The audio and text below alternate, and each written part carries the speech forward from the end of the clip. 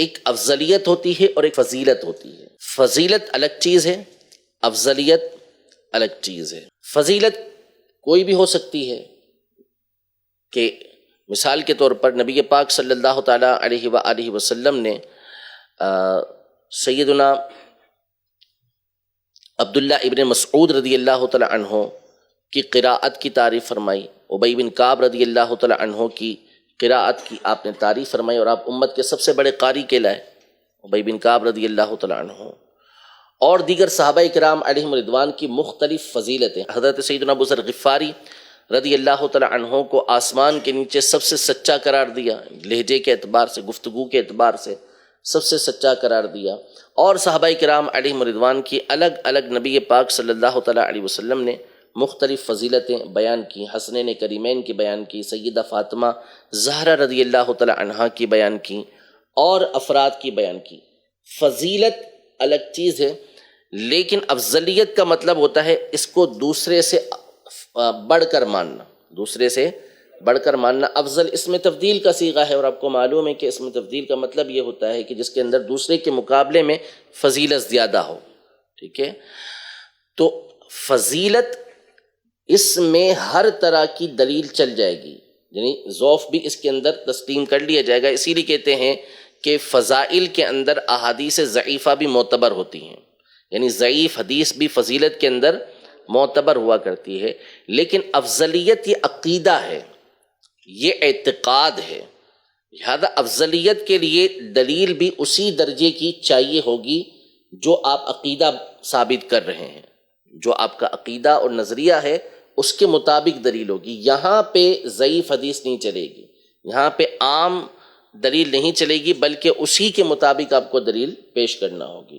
تو احادیث متواترہ سے یہ بات ثابت ہے کہ سیدنا علی المرتضیٰ کرم اللہ تعالی وجہہ الکریم سے بعض محدثین کے مطابق 80 اور بعض کے مطابق 120 کے قریب افراد نے اس بات کو روایت کیا کہ آپ فرماتے ہیں کہ جو مجھے سیدنا ابوبکر صدیق اور سیدنا عمر رضی اللہ تعالی عنہ پر فضیلت دے گا، میں اس کو وہی سزا دوں گا کہ جو تہمت لگانے والے کو سزا دی جاتی ہے۔ یعنی کوئی کسی پاک دامن عورت کے اوپر تہمت لگائے، جو حد قذف ہوتی ہے، مفتری کی جو سزا ہوتی ہے، وہی میں اس کو سزا دوں گا۔ اور بعض علماء نے بڑی خوبصورت بات لکھی کہ افضلیت کے مسئلے کو جس طرح سیدنا علی المرتضیٰ کرم اللہ تعالی وجہہ الکریم نے بیان فرمایا ہے، اور جس شد و مد کے ساتھ بیان کیا ہے، کسی اور نے بیان بھی نہیں کیا، کہ واضح فرما دیا کہ شیخین کریمین رضی اللہ تعالی عنہما کو مولا کائنات مولا مشکل کشا رضی اللہ تعالی عنہ پر بھی فضیلت حاصل ہے، ٹھیک ہے؟ اچھا، اب جو فضیلت ہوتی ہے یہاں پر جو اہم ترین بات ہے وہ یہ ہے کہ بعض کتابوں کے اندر یا بعض نصوص کے اندر جب دیگر افراد کی، بالخصوص سیدنا علی المرتضیٰ مولا کائنات مولا مشکل کشا، جن پر ہمارے ماں باپ قربان، ہماری جانیں قربان، ہماری آل اولاد قربان، جن کے قدموں کی خاک کا سرما ہمارے لیے دنیا کی ہر چیز سے بڑھ کر ہے، کہ ان کی قدموں کی خاک مل جائے، یہی ہمارے لیے سعادتوں کی معراج ہے۔ ان کے لیے بھی جو فضائل آئے ہیں وہ فضائل ہیں، فضیلتیں ہیں، اور جو منصوص احادیث ہیں، جو مروی احادیث ہیں، اس میں سب سے زیادہ فضیلتیں بھی حضرت علی رضی اللہ تعالیٰ عنہ کی ہمارے تک پہنچی ہیں۔ لیکن یہ سب کیا ہیں؟ فضیلتیں ہیں۔ افضلیت جدا گانا چیز ہے۔ جیسے حدیث مبارکہ کے سورج جو طلوع ہوا ہے، سب سے افضل ہستی وہ سیدنا ابوبکر صدیق اور حضرت عمر رضی اللہ تعالیٰ عنہ کے لیے، یعنی یہ حدیث پاک میں موجود ہے کہ سب سے بہتر افراد جن کے اوپر سورج طلوع ہوا، ایک روایت میں حضرت ابوبکر صدیق رضی اللہ تعالیٰ عنہ اور ایک میں حضرت عمر رضی اللہ تعالیٰ عنہ کا تذکرہ موجود ہے۔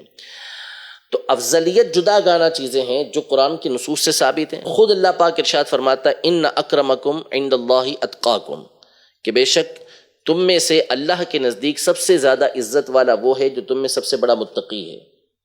تو اللہ کے نزدیک سب سے زیادہ عزت والا، قرب والا شخص کون ہوگا؟ جو سب سے بڑھ کر متقی ہے۔ اور قرآن مجید فرقان حمید میں اللہ پاک نے فرمایا وَسَيُجَنَّبُهَا الْأَتْقَى، اس جہنم سے ہم سب سے بڑے متقی کو دور رکھیں گے۔ اور اس پر مفسرین کا اجماع ہے کہ یہ آیت سیدنا ابو بکر صدیق رضی اللہ تعالی عنہ کے لیے نازل ہوئی ہے۔ اب دونوں آیتوں کو ملا کر نتیجہ یہ نکلے گا کہ اللہ پاک نے ارشاد فرمایا کہ ابو بکر صدیق رضی اللہ تعالی عنہ یہ اتقی ہیں، سب سے بڑے متقی، یعنی امت میں سب سے بڑے متقی ہیں، اور خود ہی ارشاد فرما دیا کہ جو سب سے بڑا متقی ہے اس کا مقام اللہ پاک کی بارگاہ میں سب سے بڑھ کر ہے۔